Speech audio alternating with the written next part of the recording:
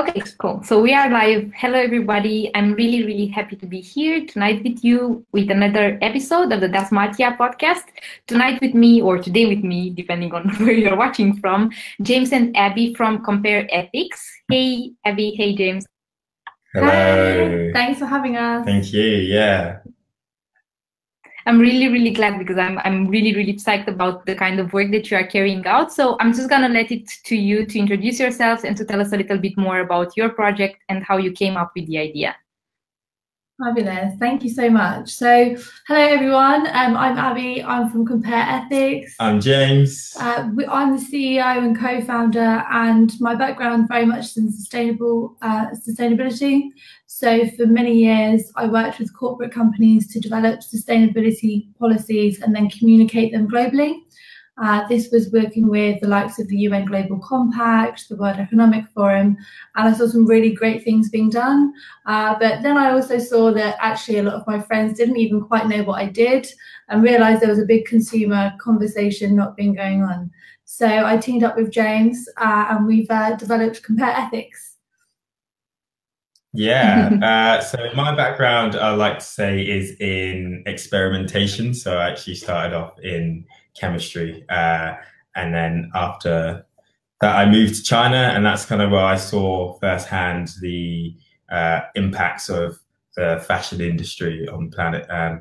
And returning from China, I then went into tech, so kind of continuing my experimentation past, I'd say. So that's kind of my input. So I'm the CTO and also co-founder of Compare Ethics. So what is the basic idea of Compare Ethics and what kind of needs do you fulfill?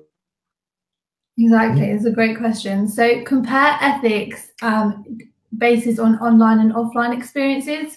So everything from comparison websites to pop-up experiences, we see ourselves as the link between the ethical brands and shoppers. So we want to make it really easy for shoppers out there to just find brands who actually care and really create a safe space and make it really easy for them to shop. So I imagine that this came because you were walking on this path of sustainability. As you told us, Abbie, you have a background in sustainability, and then you felt that there was a need for this. Are you using the platform only for Europe, or are you trying to expand it and kind of fulfill the needs of everybody around the globe? Ultimately, that would be definitely the dream. I think it's around working with a growing emergence of millennials, whether you're in developed markets like in the West or whether you're in emerging economies, no matter where you are. One thing that threads through everything is that actually we are seeing as a generation that we have to change the way in which we do things in order for next generations to thrive. And I think ultimately we want to start in the UK and Europe and then definitely go global. That would be great. And I was thinking about what you mentioned, James. So what struck you while you were working in China? What struck you in the fashion industry? What was so scary? It wasn't that scary, but I think you see the vast amount of production that goes on, and with that vast amount of production comes the vast amount of waste that inevitably ends up in the system. So it's it was extraordinary because you see just how much is being produced and how quickly, and then at the same time you realize where is that ending up. And with a current linear model, which a lot of these factories and clothing companies work on, generally they're going to make it, you take it, and then you dispose of it. So that's what really, really struck me, is to kind of see firsthand just what scales we're consuming, essentially. So basically the waste side of fast fashion. Yeah. Right? And the impact, the negative impact on the environment. Did you get the chance to see the work environment for the workers in factories? So I didn't go into the factories personally. I had friends who worked in the industry, and China is actually it's a mixed bag. So I think it's with any country really, you have a mixed bag of the different working conditions. I didn't personally get to see any, but I would love to definitely visit some of the factories there and just have, more of a first-hand view of exactly what it's like to work in there. Okay. Yeah, so it was mostly that I personally haven't been inside of these factories, but I think it would definitely be really, really insightful to be able to go in and have a look at firsthand. Okay, so like for you now at this moment, because I imagine that you've been working on this project and different projects on sustainability. What does sustainability, what does conscious living mean to you? Yeah, I think that's a really good question. I think for us, it very much is around demanding better. And I think that actually we're already seeing pockets across the globe where people are beginning to demand more from what they were. They understand, a lot of people now, that actually plastic bottles are a really big deal for the oceans. Fishing nets are even worse. And then we have how that can interrelate. Oh, actually, I can make a bikini out of old fishing nets. There are some really great, fabulous processes that are going on that on both the brand side and the consumer side. And I think this is all around being able to demand more. So I think for us on our journey, it's about demanding more from what you wear and not compromising on your ethics, just as you wouldn't compromise on your price or the quality of your product.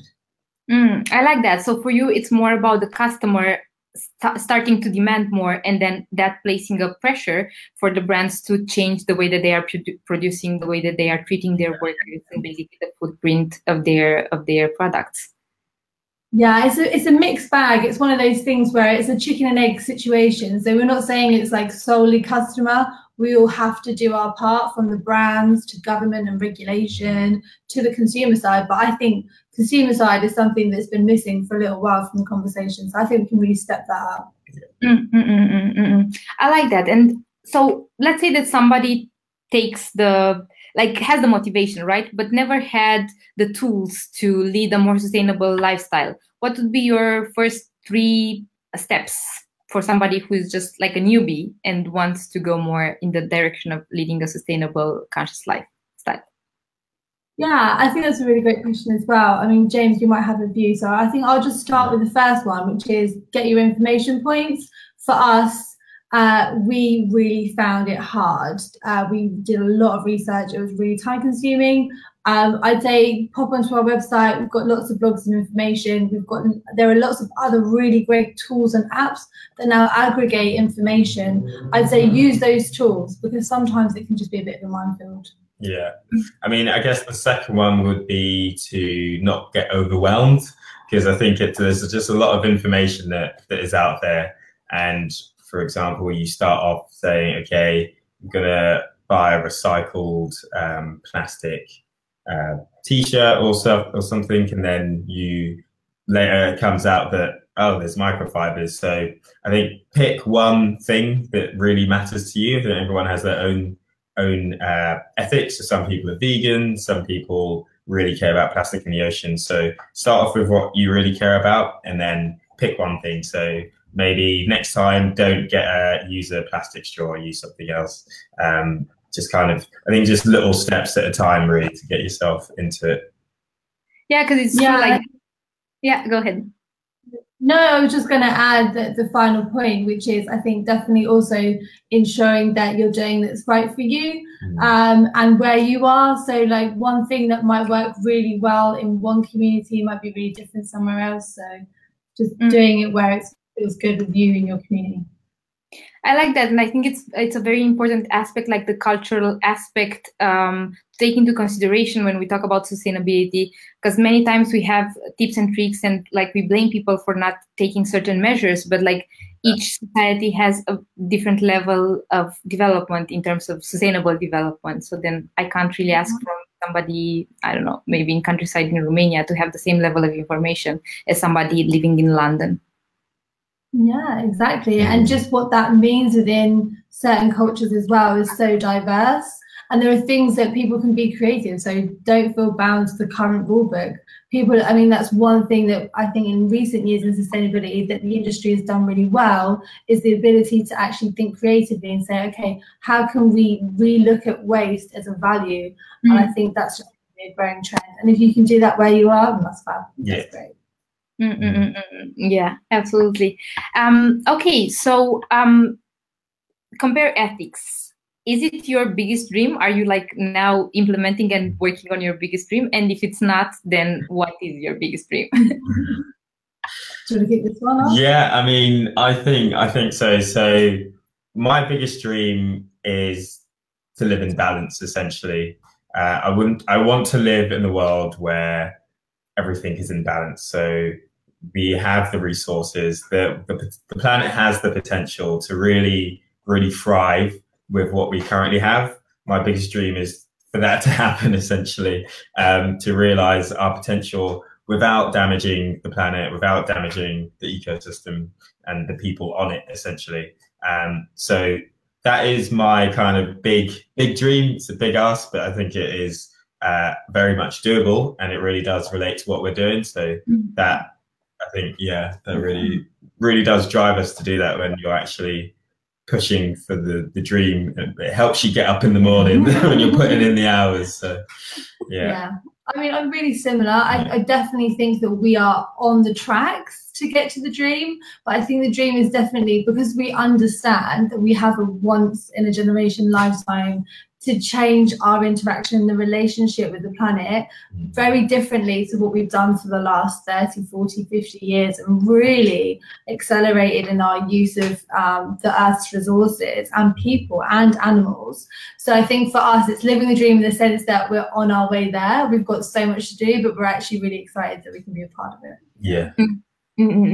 Absolutely, I hear you. And just as you were speaking, I was thinking, yeah, it's like it became a trend, and I'm really happy that it became a trend, like talking about sustainability and talking about like vegan, plant-based and so on and so forth. And I'm thinking that this trend really took off very quickly, because maybe 5 years ago, or yeah, I remember just the things that I was exposed to 7 years ago when I was telling people that I'm vegan wannabe, vegetarian vegan wannabe. They were like, what's that? You know what I mean? And now it became very very well known and very great. Exactly that.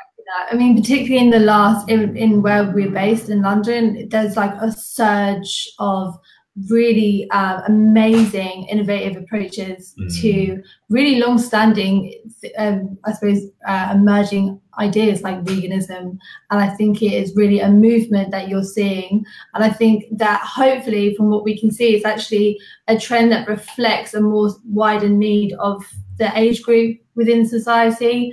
So rather than seeing it as a trend, more of a new lifestyle and way to interact with the planet, because trends can come and go, and I totally agree. A lot of me also actually hopes that this isn't a trend, but rather here to stay, which I'm confident about. I mean, I think this is more of a cultural shift. I think with veganism more recently kind of getting the grounds, but also if you think about the general health industry has really been pushed. Like health is in the news, it's everywhere really, and I think it is here to stay. It's not something that it was like the avocados, for example, which is a bit of a fad, but I really do think that both veganism, general ethics and sustainability isn't fad, mostly because I think people are more aware of the issues and it needs to be pushed forward. So it's hard to then turn something which is a necessity into a fad. So that's the hope anyway. So yeah, I hear you, and I think that it's becoming more and more popular, and it's becoming more and more visible. And for the people who already embrace this kind of lifestyle, yes, it's a lifestyle, it's implemented, it's integrated. But I see people taking on, so for example, maybe not consuming meat during the week and just consuming meat during the weekend. And they are like getting into this flow because they heard it from friends or from the media, and it's not integrated. It's not something that they are for sure gonna take on, but they are curious. And for me, that curiosity is like good enough, you know. It's like great that more becoming curious and asking questions, and as you said, are demanding actually more from the things that they are consuming and from the things that they are like wearing, using. Cool. Yeah. I know that you are. Yeah, maybe I think that is like a sound. No? Yeah. Cool. So I imagine that on your path, you might have had like all entrepreneurs moments of maybe challenge, right? So your motivation, your drive, how did that play into those moments when maybe you stumbled upon something that was quite challenging? Yeah, I think that's a really great question. I think from a motivational point of view, it really is because we've done so much research into this that there really wasn't actually any other choice for us. Once you understand certain facts, once you kind of jump down the rabbit hole, that enables that motivation, and we really see this as like an opportunity. There are so many great, amazing things going on. There are amazing ethical brands out there that are ready to have that conversation with consumers and put their products first. And it's not what ethical fashion might be associated back way when. It's very much a new emerging style that really is aligned to mainstream styles, but really doesn't have the kind of all fast fashion approaches with it. So I think for us, the motivation is just seeing quite simply how much has already been done and how much opportunity there is. I think the challenges and that obviously there. I mean, we're in the middle of tech iterations at the moment, going from one to the other, but we really do thrive on the challenge. It's going to be really good. Yeah, I think just to add to that, it's I think it's the vision that we have. We have a really clear vision of what we want to achieve. So even when there's the days where it's tough, you definitely have those days. Ask any entrepreneur, those days will come, and what keeps you on that track is remembering why you're doing what you're doing in the first place. And we have a really strong why of why we're doing what we're doing. So that just really keeps us going. Mm-hmm. I love that. Could you share that vision? Like, could you portray it for us? Yeah. So the vision, quite simply, is to live in a world of balance with the planet. So for us to ensure that we can use technology as an enabler to get us there, but the vision is very much for us to actually ensure that we are living in balance with the planet. And I think that there are many things that we'll take to get us there, but technology we really see as a great enabler. Yeah, definitely. Well, yeah, so for example, for the tech part, I don't know a lot of information about that, but maybe you could share things, and I think it would be actually very interesting. What makes clean tech clean? Like, what can we look for when we are buying gadgets? Yeah, sure. So this is something that I'm actually personally a really big on, and James can go into how we've done it. But this is, so for me, it's a really big thing. So there's a whole center of humane technology that's founded in the US, and they were actually founded by the people who created the likes of Facebook and Google. And really, there are lots of facets to clean tech. But for me, I think part of the conversation needs to be around how we're interacting with technology in a healthy way. So there are small things that we can do in our development process, such as if you've been on our website for a certain amount of time, say, do you need a break? Put in suggestive points to say, actually, is it time to put this down for a little bit?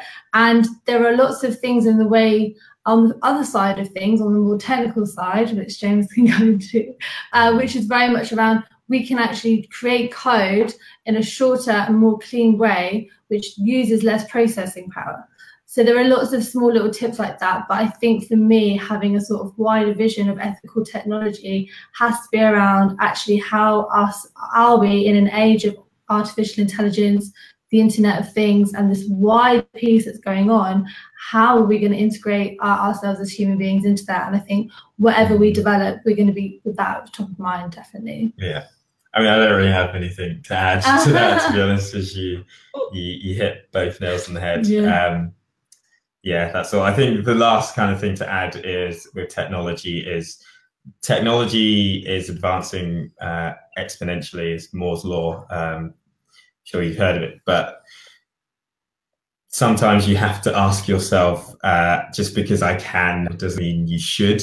I've seen a few things in the UK with some big companies actually being innovative in their time, say 10 years ago, but now people are looking at them being like, actually, there's a lot of issues socially that are coming up, which kind of need to think about when you're building this technology. And I think a lot of people at times, not everyone, they think about the potential of the technology, but not necessarily how it's going to impact people socially. So that's definitely something we really keep in mind when we're also building what we're building. Yeah, I like that, and I think it's something that many people don't really think about, like on the long term. And it's not only about technology, no, like the food that you are consuming, you don't think about how it's going to impact your health on the long term. No, you just have to like get it, like you're hungry and then you're eating, and you don't realize that it actually can have a really bad impact on your health. And it's the same with the clothes, because how many of us think, okay, this shirt that I'm wearing, it has like some coloring that is not natural and that like becomes one with me because it gets into my skin and so on and so forth. So I like this, like the mindful side that you are bringing to the discussion, and you are also placing this more for the consumer, but also for the brands too. Knowing that brands are there to make money, so maybe they will sometimes cut corners just to like have the profits, unless they are sustainable brands.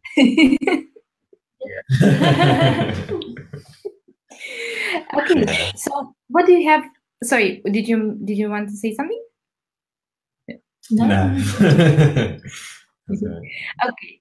So compare ethics. Where do you see, like, what would mean? Because you want to make it sustainable, also from a financial, also from a business point of view, right? So how are you getting funded now, and where do you want to see it in, let's say, 6 years from now? Yeah, sure. So at the moment, we charge a subscription service to brands. So we give them a monthly subscription, and that includes lots of leads generated. So they get access to customers, and we drive those customers to our website. They also get a lot of analytics, so they can learn about the types of customers and what they are interested in, because we think that this is actually a big gap, and we make it very clear on our website. There's another thing from a consumer point of view that we're really passionate about. Anything that's sponsored or anywhere that we might be having questionnaires is really clearly labeled, like in very big text. It's not in any T's and C's. Again, it's about being honest and saying, actually, this is going to help us be more sustainable. Fill in this questionnaire, and you get to anonymously give us your point of view, and that helps brands become more sustainable. So it's about sharing that subscription service with brands, and then we have a small commission for every time that a sale is made. So James and the development team have really successfully created a bit of code that is inserted into the other brands' websites, so we track sales as they go. Cool. Yeah. So it's all about transparency, basically. Like you walk the talk, right? So yeah. Exactly. Yeah. And how would like business success look like in a few years from now for Compare Ethics? Like, what is your plan? Yeah, exactly. I think I'll let James do the other half, but I think the first part for me is very much having our own team, having a great data analytics team that will really help us drive those decisions. I think also having a further development team, and then also a really strong tribe of ethical consumers that actually want to be part of the conversation. So it's about actually creating a team environment with everybody to help us move the conversation forward. I think in the next couple of years, if we could do that, that would be amazing. Yeah, definitely. Just to add on that, the impact that we're having as well is really important to our success. So what we're doing is we're trying to push ethical fashion, ethical consumption into the mainstream. So success to us is just that, ethical clothing being on the high streets, for example. You do see it a little bit today, but not that much. So I think the big goal really is how much of an impact we can have on ethics, sustainability, and really pushing that to the forefront. Yeah, and I think the way that we do that is, so from all of our customer questionnaires that we've done so far, we understand that the quality of the product, the style of the product, and the price of the product are really king. And for us, we just want to add ethics. We think that those four things together should be the standard. At the moment, we think that ethics is missing from that standard. Consumers will not buy products if they're not the right quality, and that's fair enough. That's the way it should be. But we think ethics should be up there alongside with it. Yeah. But wait, you mean ethics for, because like sustainable brands? So do you mean importing ethics into what is now fast fashion? Or just no, so more of so more of the latter. So taking it in consideration of when you're producing the product, that the consumer and brands think of the whole thing holistically as a standard. So rather than incorporating fast fashion models, inevitably to create the sustainability piece, you have to be slower. So you couldn't have a price point appropriately if you thought about the sustainable point. So they are unfortunately not conducive together, those lower price points. It has to be the best price point it can be for that product. And some of those products are a much higher price point, but you won't buy as many products. So it's also about that slow conversation as well. I think it's also pushing forward the circular economy. So I think what a lot of brands may or may not understand is that actually with a circular economy, when you're taking back resources, you're adding it back to the system. Generally, if you're buying recycled materials or taking back materials, you're actually saving money. So you can have price points which are affordable if you have a full system that is circular and you're retrieving your resources back. So that is also a balance of moving slow fashion forward and also moving forward a circular economy. Yeah, I got it. What do you find most rewarding in the work that you are carrying out now? Do you want to kick it off? Yeah, so I think for me, it's seeing and building things that actually make a difference. So I've had previous roles where you have a job and you may not necessarily feel like you're adding value. What is really rewarding for me is to see and know that the technology which we're building and learning and developing is actually having an impact. So I think it really is just rewarding self-fulfillingly of what I do every day, which really is, I think it's lovely. So, yeah. And I think for me, it's very much those moments when there's perhaps a friend of a friend who didn't know anything about ethical fashion. Perhaps they've just come vegan and didn't know anything about the impacts of sustainability. I actually had this situation today as well. So it's lovely when you have that situation of that sort of light bulb moment and you've enabled that conversation and that opens a door and that might open another door. So I think that's so rewarding to know that actually it's aligning to values that people already have. It's just they didn't know about it before. That's fabulous. Yeah, I like that. I can hear myself. Like a something changed. I don't know, because you weren't using headphones before, no? So I don't know what changed. Anyhow, maybe Okay, cool.